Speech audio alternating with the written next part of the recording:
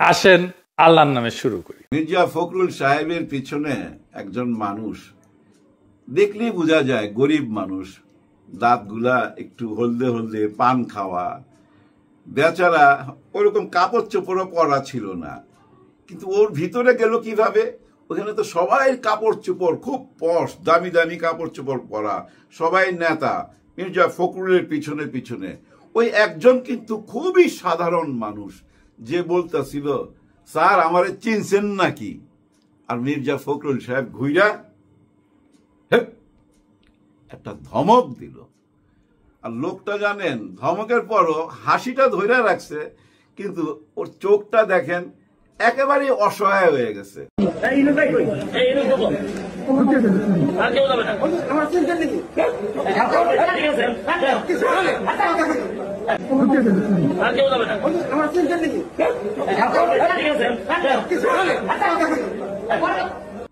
নিশ্চয় চিনে, তাই না? না চিনলে কেন বলবে স্যার আমারে চিনছেন নাকি? কোনো না কোনো সময় ওনার সাথে কথা হয়েছে, হয়তো কোনো সেবা করছে, হয়তো এক কাপ চা খাওয়াইছে। বিএনপির কর্মী, বাড়িতে কি পরিচয় দিছে যে আমি বিএনপির কর্মী। আর কর্মী না হইলে তো ভাই ওই যে বিএনপির সবাই সাথে উনি ওইখানে ঢুকতে পারে না। এখন দেখেন এই ভিডিওটা দেখার পর তার বউ, তার বাচ্চা কি ভাববে? হ্যাঁ হ্যাঁ, আমার বাবারে কিভাবে ধমক দেয়, আর আমার বাবা বলে আমি বিএনপির কর্মী। আচ্ছা, ওই লোকটার জায়গায় যদি স্যুট টুট পরা কোনো লন্ডনী লোক থাকতো আর মির্জা ফখরুল সাহেবরে বলতো, স্যার আমাকে চিনছেন, তখন কি মির্জা ফখরুল সাহেব ঘুরাই হ্যাঁ এরকম বলতে পারতো? নিশ্চয়ই না। আসলে ওই যে ময়লা কাপড়, নোংরা কাপড়, ওইটা দেখে না মিজাজ খারাপ হয়ে গেছে।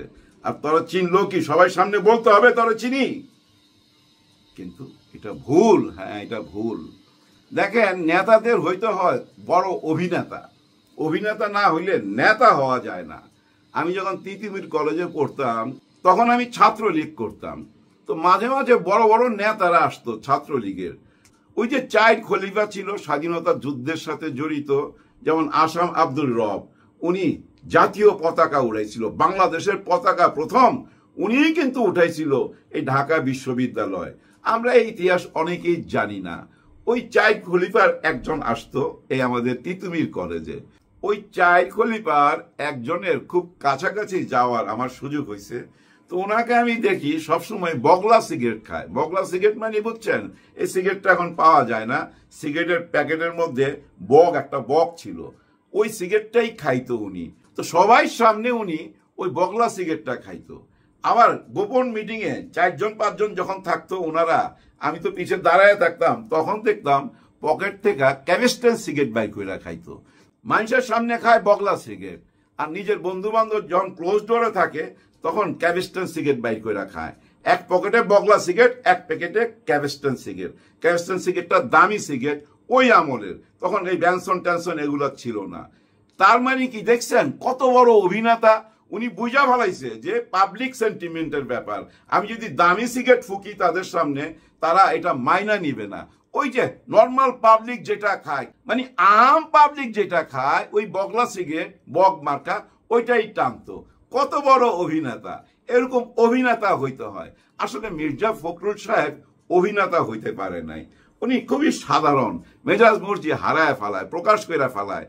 উনি ভুইলা যায় চারিদিকে যে ক্যামেরা আছে, আগের যুগটা তো না। এখন আপনি যা কিছুই করেন না কেন, চারিদিকেই তো ক্যামেরা, কারো না কারো ক্যামেরা আপনি ধরা খাবেনি, যার জন্য আরো সাবধান হইতে হবে। আর যদি ওই মির্জা ফখরুল সাহেবের ওই ধমকটা অহংকারের বহিঃপ্রকাশ হয়, তাহলে ভাই মনে রাখবেন, অহংকারীকে আল্লাহ পছন্দ করে না। হ্যাঁ, পছন্দ করে না। আপনারা অনেকেই কবরস্থানে যান, আমি জানি কবরস্থানে যাওয়া ভালো, তবে বনানী কবরস্থানে যারা না গেছেন তারা একবার যাবেন। কবরস্থানের গেট দিয়ে ঢুকে কয়েক কদম যাওয়ার পরই বাম দিকে তাকাবেন, দেখবেন সারি সারি কবর। এখানে একটা গণকবর আছে। আপনারা তো জানেন 15ই আগস্ট 1975 সালে বঙ্গবন্ধুর পরিবারের সবাইকে মেরে ফেলা হয়েছিল, কেউ বেঁচে ছিল না। শুধু বেঁচে ছিল রেহানা আর শেখ হাসিনা, বাকি সবাইকে কিন্তু মেরে ফেলা হয়েছে। কিন্তু তাদের কবর কই? আমরা তো জানি বঙ্গবন্ধুর কবর গোপালগঞ্জে, কিন্তু বাকি সবাই কবর কই? ওই বাকি সবাই কবর এই বনানী কবরস্থানে। বাম দিকে তাকাইলি দেখবেন এটা একটা গণকবর, কিন্তু এই গণকবরের গায়ে কারো নাম লেখা নাই, আলাদা একটা জায়গায় সবাই নাম লেখা আছে। আর এখানে কাদের কবর জানেন? শেখ কামাল, শেখ রাসেল এবং শেখ হাসিনার মা, ফুফাতো ভাই, বোন, আত্মীয় স্বজন যারা ছিল সবাই। ওইখানে যে লিস্ট লেখা আছে না, ওই লিস্ট আপনি পড়তে পড়তে লাস্টে এসে না থমকা যাইবেন। কেন? লাস্টে লেখা আছে পটকা ও পটকার মা, এই দুইজনও কিন্তু এই গণকবরে। পটকাকে ওই বাসার হেল্পিং হ্যান্ড, পটকার মাও ওই বাসায় রান্না বান্না করতো, মানে এই 32 নম্বরে পটকা এবং পটকার মার কবর কোথায়? এই গণকবরে। দেখেন এখানে রাজমাতাও শুয়ে রয়েছে এবং এখানে রাজপুত্র যুবরাজও শুয়ে আছে, যুবরাজের বউ শুয়ে আছে, ছোট্ট সেই রাসেলও শুয়ে আছে। পটকা কোনটা, রাসেল কোনটা, পটকার মা কোনটা, আর বঙ্গবন্ধুর ওয়াইফ কোনটা, মানে শেখ হাসিনার মা কোনটা, আপনি খুঁজা বাইর করতে পারবেন না। দেখেন উপরওয়ালার কত বড় ইশারা, রাজরানী এবং প্রজা একই জায়গায় শোয়া, কোনটা কার কবর খুঁজা বাইর করতে পারবেন না। এটাই হচ্ছে আল্লাহর বিধান। আপনি অহংকার করবেন, জুলুম করবেন, রেহাই পাবেন না। যেমন আগামীকাল 17 তারিখ রায় ঘোষণা হতে যাচ্ছে, ঠেকাইতে পারবেন? কেউ ঠেকাইতে পারবেন না। অনেক কিছু ঘটাইবার চেষ্টা করা হইতেছে, অনেকে অনেক রকম বয়ান দিতেছে ভাই, হ্যাঁ অনেক রকম বয়ান দিতেছে। মির্জা ফখরুল সাহেবকে দেখলাম বিবিসির সঙ্গে বোধহয় উনি কথা বলছে, ওইখানে বলতেছে ন্যায় বিচার আশা করে শেখ হাসিনার, ন্যায় বিচার আশা করে। কালকে রায় ঘোষণা হবে, আজকে ন্যায় বিচার আশা করেন। কি বুঝাইতে চান? কয়েকদিন আগে বললেন তাদের মামলা টামলা সব খারিজ করে দিবেন, এখন বলতেছেন ন্যায় বিচার আশা করি আমরা। হ্যাঁ, ন্যায় বিচার আমরাও আশা করি। এই কথাটা আরো আগে থেকে বইলে আসলে কানে লাগতো না। কালকে রায় ঘোষণা আজকে বলা মানে কি জানি একটা ইশারা দেয়, যে ইশারাগুলো আপনার কথার মধ্যেই লুকায় আছে। হ্যাঁ মির্জা ফখরুল স্যার, আপনার কথার মধ্যেই লুকায় আছে। গত 6-7 দিন আপনি নমিনেশন পাওয়ার পর, বিশেষ করে নমিনেশন পায়া আপনি যেভাবে উত্তেজিত হয়ে উঠছেন, আপনি যেসব কথাবার্তা বলছেন, ওই কথা থেকেই বোঝা যায় আপনি এই ন্যায় বিচারটা কেমন ন্যায় বিচার চাচ্ছেন। আল্লাহ জানে মুখ দিয়া না বাইরে হয়ে যায় কখনো শেখ হাসিনার মুক্তি চাই। হ্যাঁ, অনেক সময় দেখেন না, অনেক মঞ্চের মধ্যে দেখবেন জয় বাংলা চলে আসে মুখের মধ্যে, ভুলে চলে আসে। ঠিক তেমনি যদি শেখ হাসিনার মুক্তি চাই বইলা ভালা কেউ ভুলে, তাইলে কিন্তু ভাই বিরাট ঘটনা ঘটা যাবে। যাই হোক, দেখেন এর মধ্যে আবার কাদের সিদ্দিকী সাহেব খেপে গেছে। কখন খেপলো? এতদিন কিন্তু চুপচাপ। খেপলো কখন? যখন ওনার ভাই জেলখানা থেকে বাইর হইল, আর যখন রায় ঘোষণা করা হবে শেখ হাসিনার, ওনার বোনের, উনি কিন্তু বঙ্গবন্ধুর ছেলে, উনি নিজেকে নিজে বঙ্গবন্ধুর ছেলে দাবি করে। ওনার অতীতের বহু ঘটনা আছে ভাই, আমি নিজে সাক্ষী, বহু ঘটনা দেখছি। যাই হোক, ওসব নিয়ে আলোচনা করতে চাই না। উনি খুব গরম গরম কিছু কথা বলছে গামছা কান্দে দিয়া। হ্যাঁ, উনি যে একদম কৃষক লেভেলের দেশের মাটির মানুষ এটা বুঝাইতে চায় গামছা কান্দে, ভালোই লাগে। কিন্তু উনি বলতেছে আমি নির্বাচনে যাব না যদি জয় বাংলার অধিকার না দেওয়া হয়। জয় বাংলা বলতে না পারলে আমি নির্বাচনে যাব না। আওয়ামী লীগকে নির্বাচন করতে না দিলে আমি নির্বাচনে যাব না। জাতীয় পার্টিকে নির্বাচন করতে না দিলে আমি নির্বাচনে যাব না। কেন এই কথাগুলো এখন বলতেছে আমি জানি না, আরো আগে থেকে বললে ভালো হইতো। তবে আমি যেটুক বুঝছি, বর্তমান সরকারের সাথে 30-32টা দল, আরো বেশি হইতে পারে, সবাই কিন্তু চা পান খাইছে। বহুদিন ওনারা একসাথে বসছে ঐক্যমত গঠন করার জন্য, বহু রকম আলাপ হয়েছে। কিন্তু এই আলাপের মধ্যে কখনো কাদের সিদ্দিকী সাহেবকে আপনারা দেখছেন? দেখেন নাই, মানে উনাকে ডাকা হয় নাই। আমি জানি না, হয়তো আমার চোখ খারাপ হইতে পারে, উনি গেছিল কিনা আপনারা একটু কমেন্ট করে জানেন তো। আর ডাকে নাই কাকে? জাতীয় পার্টির জিএম কাদের সাহেবকে, ওনাকেও ডাকে নাই। এই না ডাকাটা একটু কষ্ট হয়ে দাঁড়াইছে, ওই কষ্টটাই প্রকাশ পাচ্ছে। এখন বলে আমাকে ডাকলো আর আমি যাব না, আমি নির্বাচনও করুম না যদি জয় বাংলার অধিকার না দেয়। কেন এই টাইমে এই কথাগুলো বলতেছেন? আগামীকাল তো রায় ঘোষণা। এখন এই ধরনের কথা বললে মানুষ কি বুঝবে? বললাম না, নেতাকে হইতে হয় বড় অভিনেতা। হ্যাঁ, অভিনয় করে চলতে হবে। তো মানুষের মন বুঝতে পারেন না কেন? একটা কথা মনে রাখেন, এই যে সোশ্যাল মিডিয়ার যুগ, তো এখন আপনারা যত বড় অভিনেতা হন না কেন, জনতা আরো বড় অভিনেতা। হ্যাঁ, জনতা এখন আরো বড় অভিনেতা, কথা দিবে কথা রাখবে না, আপনার কাছ থেকে টাকা নিবে কিন্তু ভোটটা কিন্তু অন্য জায়গায় দিবে। তার মাইন্ড সেট আপ হয়ে গেছে, সে বুঝা ফেলাইছে কে আমার জন্য নিরাপদ, কে আমার জন্য ভয়ঙ্কর। এইটুক গত 15 মাসে বুঝা সারা, কিন্তু বুঝা সারা। এখন আর নতুন কইরা জনতারে কিছু বুঝাইতে পারবেন না। অনেকেই ভাই অস্থির হয়ে গেছে, নির্বাচন ঘোষণা দিয়ে ফেলাইছে তো অস্থির হয়েছে কেন? আওয়ামী লীগের ভোটের জন্য। পারলে আওয়ামী লীগের সবাই ঘরে ঘরে যায় পায়ে ধরে, তো পায়ে ধরতে চায়, কিন্তু পায়ে ধরার দরকার নাই। আওয়ামী লীগের যারা আওয়ামী লীগ যারা করে তারা তো মানুষ, তাদেরও বিবেক আছে, বুদ্ধি আছে। হয়তো 100 ভাগের 100 ভাগ না, কিন্তু অর্ধেক মানুষের ভাই বুদ্ধি বিবেচনা আছে, তারা সিদ্ধান্ত নিয়ে নিছে। তো তাদেরকে নতুন করে বুঝাইবার কিছু নাই। সত্যি সত্যি যদি বুঝাইতে চান তাহলে ভাই আপনাদের যে আদর্শের কথা, ওই আদর্শের কথাগুলা মানুষের সামনে নিয়ে আসেন।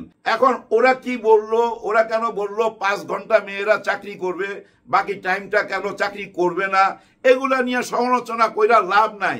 ওনাদের বক্তব্য ওনারা দিছে, পাবলিক খাইলে খাবে, না খাইলে না খাবে। আপনাদের বক্তব্য আপনারা দেন, যার যা কিছু আদর্শ আছে আদর্শটাকে সামনে তুলে ধরেন। পোস্টার সামনে তুলে ধরে লাভ নাই ভাই।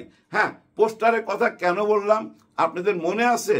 ওই যে পাহাড়ি এলাকা, রাঙ্গামাটি না চিটাগাং, ওই এলাকায় বৌদি, ওই যে বাহা বৌদির কথা মনে আছে?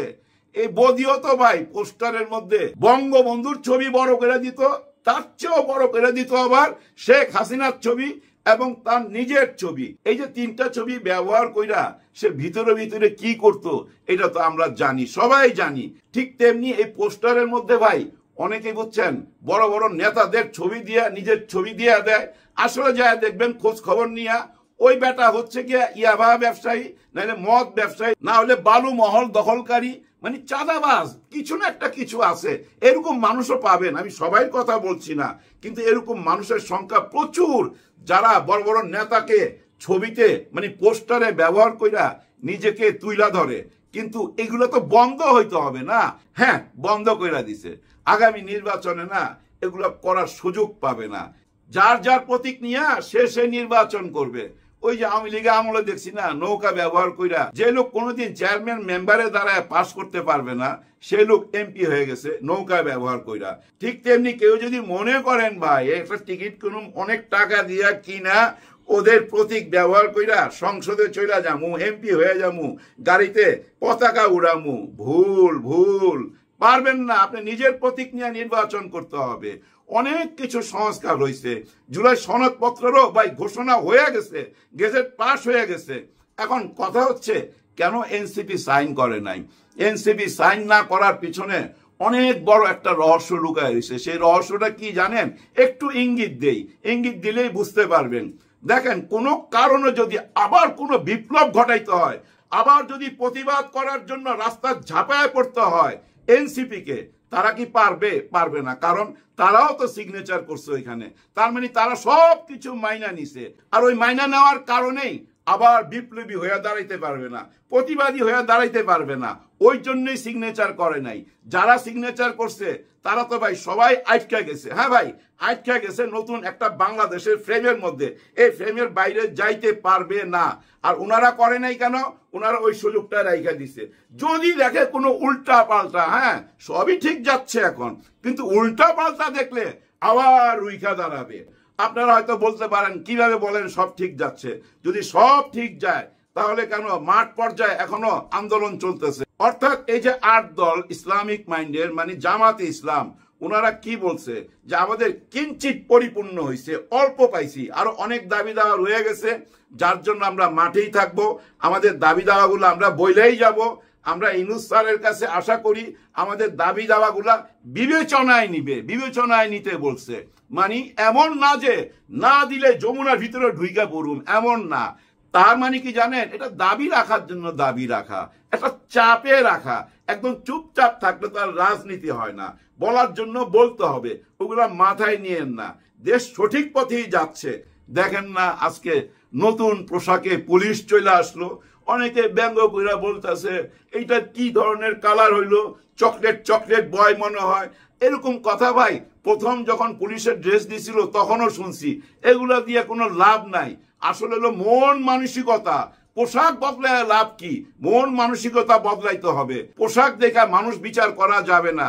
ওই যে মির্জা ফখরুল সাহেব যাকে হট করে ধমক দিল, আর ওই বেচারা বলতেছিল স্যার আমারে চিনছেন নাকি, ওর ভালো পোশাক ছিল না বইলাই কিন্তু বিচারটা পায় নাই, ভালোবাসাটা পায় নাই। মির্জা ফখরুল সাহেব যদি খালি একটুখানি বলতো হ্যাঁ তোমার তো চিনছি, কেমন আছো, জানেন এই মানুষটা মনের ভিতর থেকে দোয়া করতো, আর 100 জনের বইলা বাড়াইতো যে মির্জা ফখরুল সাহেব আমার মাথায় ছিয়া দোয়া করছে। ছেলের কাছে বোর কাছে তার ইজ্জতটা বাইরে যাইতো। এই যে তার ইজ্জতটাকে মাটিতে মিশায়া দেওয়া হইলো না, ঠিক তেমনি ভাবেই ইজ্জত উপরওয়ালা মাটিতে মিশায়া দেয়।